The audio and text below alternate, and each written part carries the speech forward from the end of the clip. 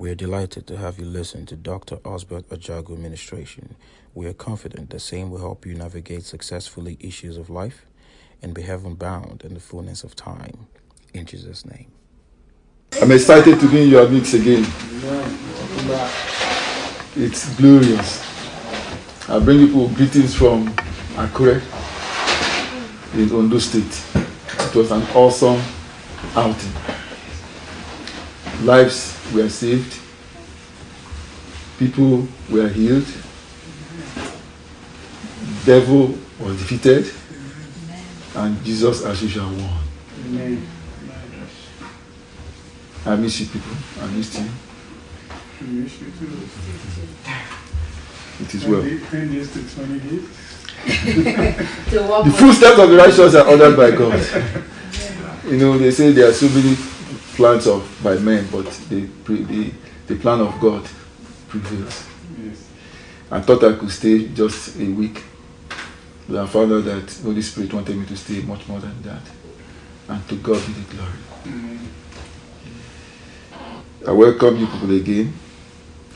I want to appreciate Brother Anthony and Brother Charles, of course, and our sister here for keeping the flame on. Thank you very much. Thank you. I can't reward you because it's not mine. He will reward me, will reward you in Jesus' name. Amen. I want us to look at something that is very commonly said. Not my will, but yours. Not my will, but yours. Open our Bibles to Luke 22, verse 42. Luke 22, verse 42.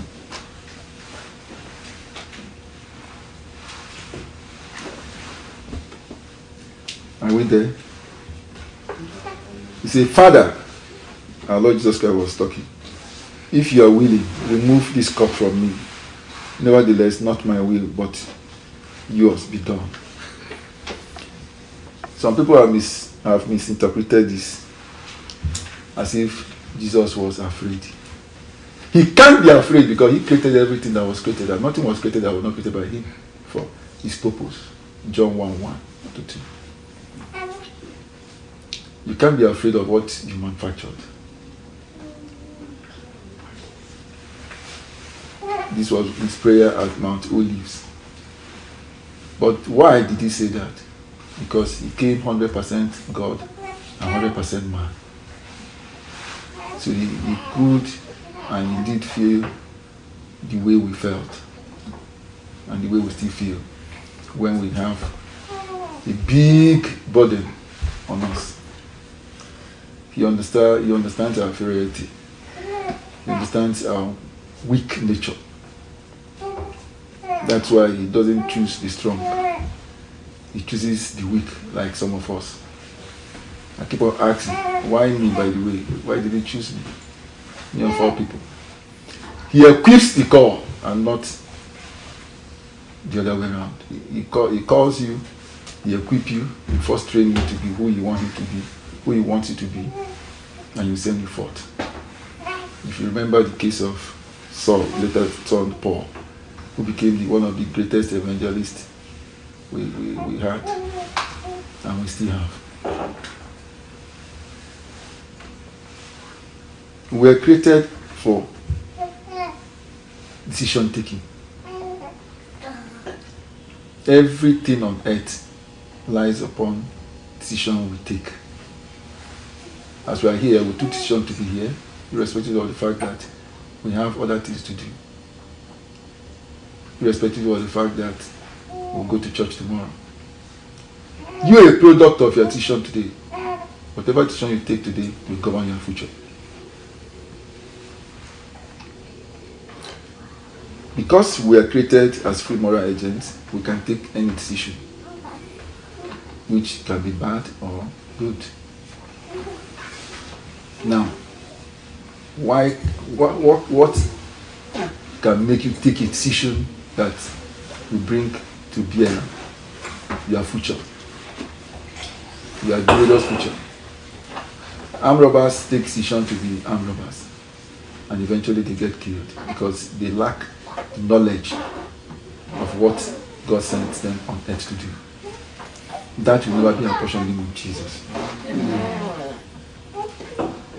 For every decision we take, I repeat, for every decision we take, there are three things that govern us. I call them influencers. The spirit man, the soul, and the mind. The spirit will keep on telling you, don't do bad, don't do this, it's wrong, it's a sin before God. Then the mind will tell you, why not do it? There is mercy. There is forgiveness. But according to Paul, the fact that we know that we are under the dispensation of grace, can we take grace for granted? No.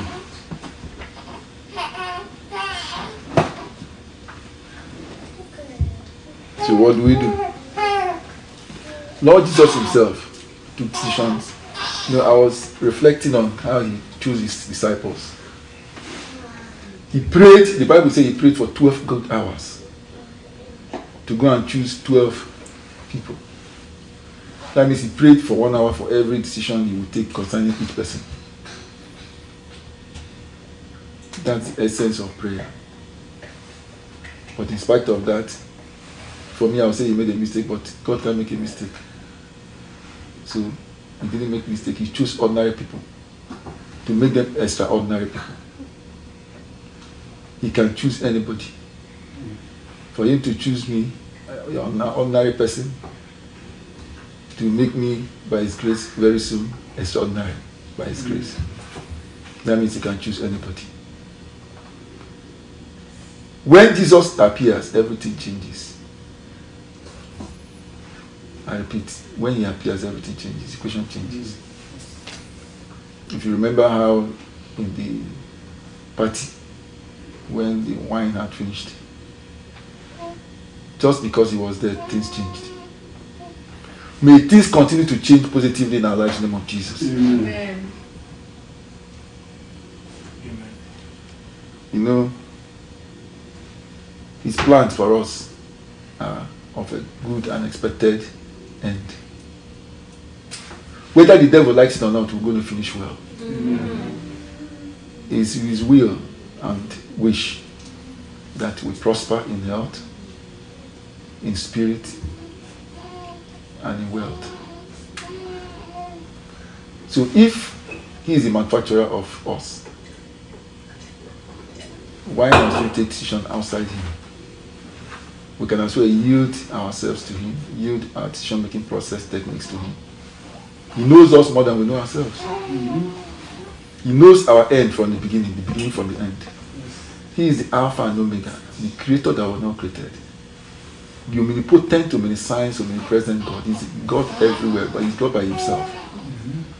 Nobody can doubt it. Nobody can take his place. If you remember, in the beginning, the Bible tells us in Genesis 1 that the world was void and the Spirit of God was hovering. And not until God said, let there be light, there was no light. So, what was the implication of what I just said? You need to constantly take decision, provided you are guided by the Holy Spirit. Otherwise, you take wrong decision that can ruin yourself. One small wrong decision taken can mar your future, but it's not your portion in Jesus' name. That's why we need to be in the Spirit most of the time, if not all the time. Because the mind will always tilt towards pleasure, while the Spirit will always tilt towards spirit things. You can't make it without communicating in the spirit realm. It's a food that says there's no devil.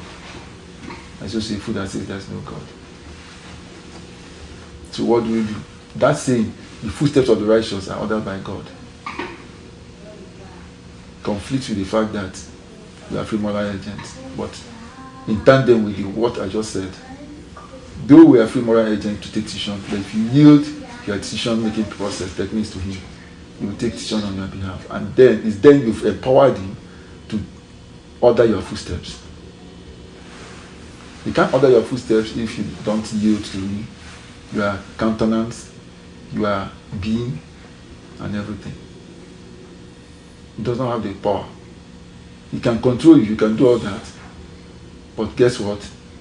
Because of the magnanimity of our God, he said, I've laid before you the truth and the wrong. I've also laid before you the right and wrong. You have to choose. You have to make concerted effort to choose through him.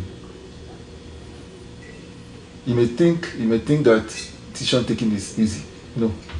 If it's easy, why should some people be called foolish people and other people wise? The decision they've taken.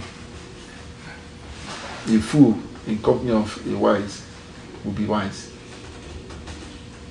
So it's imperative and important that we yield ourselves to him to take decision on our behalf, so that he can be empowered to order our footsteps aright. That will be our portion in the name of Jesus. Amen. The God we worship is the Alpha and Omega. Nobody can take his place. He guides us 24/7. The awesome presence of God in our lives change our thinking faculty. His presence changes everything about us. Everything about us. What you used to enjoy negatively, you won't again because it won't appeal to you. He will circumcise your heart, your mind, and thought process. I'm telling you the truth. It's just like when you are with God, you won't even feel hungry. You won't. That does not mean you won't eat. But because he fills you constantly with the Holy Spirit, you won't think of that. The food of the Holy Spirit is spirit. And the food for the world is manna. I'm not saying you should not eat, but man shall not live by bread alone, but by every word that is out of the mouth of God. If he orders your footsteps, you will be forever in tune with the Holy Spirit ideas. He will create in you a new person. And of course, guide you 24/7. This saying that goes, no weapon formed against us shall prosper, and any tongue that rises against us in judgment will condemn, is peculiar and applicable to only the servants of God, not pastors. All of us are servants of God, if you make yourself available. After all, Mark 16:15 tells us, give us the Great Commission. Go into the world and propagate my word. I'll give people a few examples. For want of time, there was a day I came out about 15 years ago to go to church. I wanted to enter a car. I had a voice, donate this car to the church. I said, why? I wasn't sure who was talking to me. But he convinced me it was the Holy Spirit. I did. Barely 3 weeks. He asked me what do I need. I told him I need the replacement of the same car, but later edition. It was called Mercedes. I've forgotten the name then. And I tried him. I said, I want the body to be 250 SEL, the engine to be 300. Barely 3 weeks later, I was driving in Ikeja. He said, that's your car. I went there. The people told me that, okay, this car will make a mistake, and that this is not sellable. I said, no, which mistake did you make? He said, they told me that the engine is 280, the body 300, exactly what I wanted, which was impossible.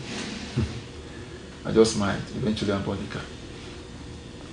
Whatever he tells you to do, do it. He's a rewarder of those who diligently seek him. Has he not said it? Has he not done it? I keep on telling people that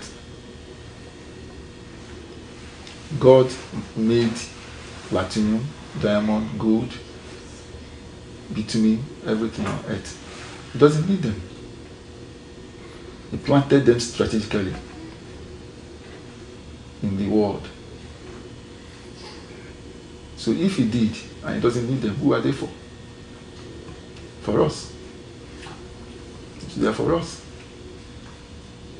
We're in the process, we're in the period of complete total wealth transference. The Bible records that at the end time there will be great appalling.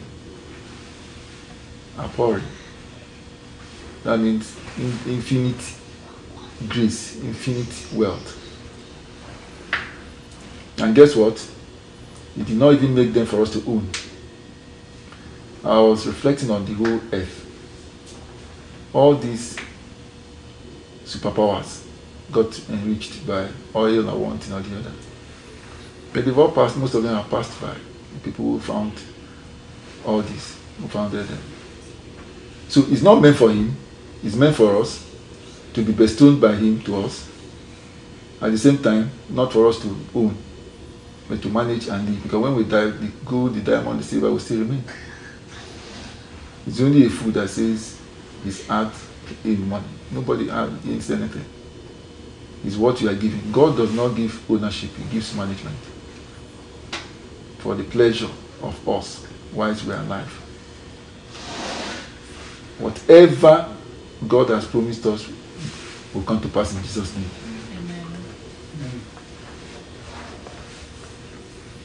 Amen. Life is war. No wonder Paul said he has fought the good fight of faith. Can you fight alone? Like I said, devil is powerless, give him. But at the same time, you can't fight devil without God because he's spirit too. Mm-hmm. So whatever you have to do to circumcise your mind, your heart, your brain, you get ready for fight. You can never be a champion without fighting battle. Mm-hmm. It's when you fought that you win. But guess what? Having won, you have to defend it. So there's no end to this fight. But the beauty about it is that Christ had fought for us and won the battle. So what do? We appropriate his championship, his medal, his victory over our own victory. When, I was studying the Bible, when Goliath came out, David did not see him as a giant. Because if he had seen him as a giant, he wouldn't have been able to defeat him. He'll be scared, he'll be afraid, he will run away. But he saw him as an enemy of God. Say, who is this uncircumcised Philistine challenging the people of God? So by that token, he wore the armor of Lord Jesus Christ for war. And the first stone went inside his core. That was not an ordinary stone. And that was not an ordinary tree. Because Goliath was wearing an armor, covered, only his little forehead was showing.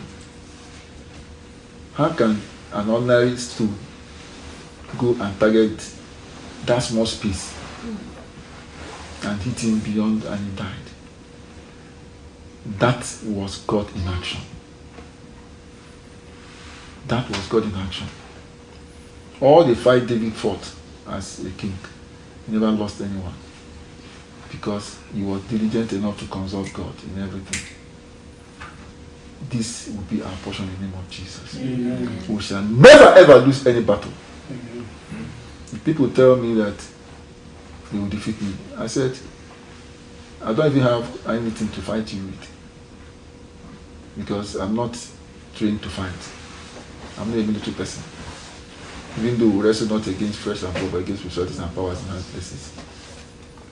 Before the person will defeat me, You will go and defeat Christ because I'm hidden inside Christ. And that shall be our portion in the name of Jesus. Amen. We should not be afraid of people who want to destroy us because they will end up destroying themselves. And that is the word of God. God in place of God as in Christ will sustain us. We should not be afraid of anything. You know, I was also reminiscing on who governs the world. Who governs the world? Just a little deviation.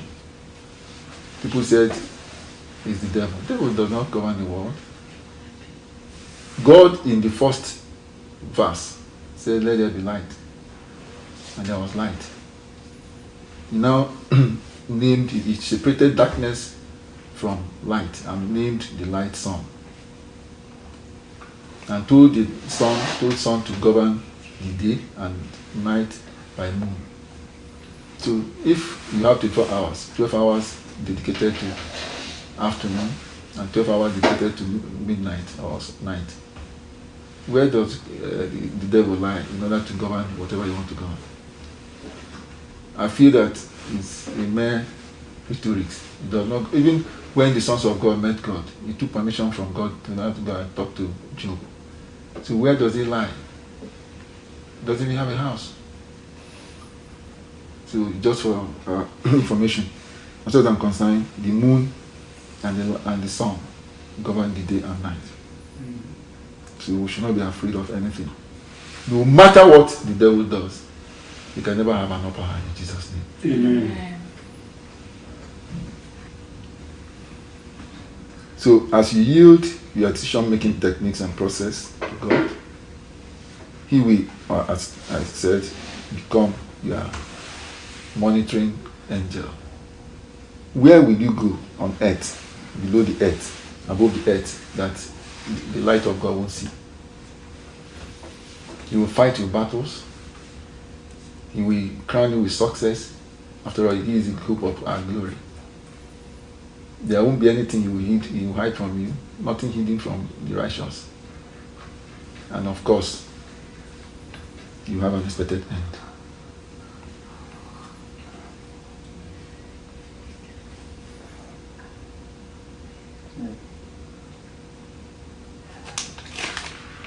I'm concluding. First, we worship an awesome God, we serve an awesome God who makes things happen at the appropriate time. He's not a man that will lie, or son of man that will repent. He is God by himself. For him to clear the whole army, senior ranked army of Egypt one day in the Red Sea, that means he's capable of doing anything. I crave your indulgence to take God more seriously. Use your techniques to him to take decision on your behalf. Trust him to deliver you from whatever shame, whatever people are talking about you that is negative. Cause him to be your everything. You are everything. We are in a cruel world. Nobody is sure of what happens next. But guess what? We are protected by him 24/7.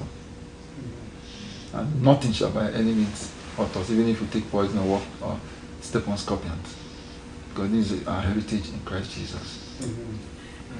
I want us to be upstanding and just reflect on this prayer. See with all its level of seriousness. My Father and owner, for too long have I been taking decisions my way. Please forgive me. Please, Father, I repeat this. I repent of this. And from today, this moment, I completely yield my life, body, decision, thought, making process to you. So, Daddy, Kindly order my footsteps aright. In Jesus' name. To your glory. To your glory.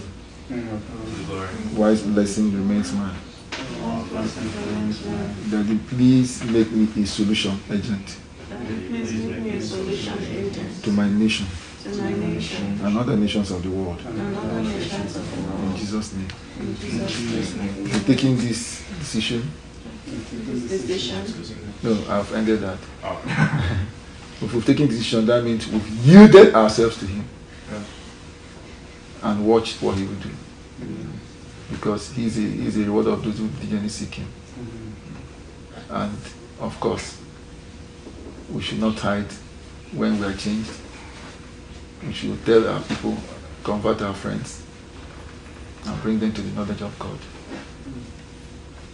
Thank you very much. For more information and prayer requests, feel free to email us at pentiumministries@gmail.com. Thank you.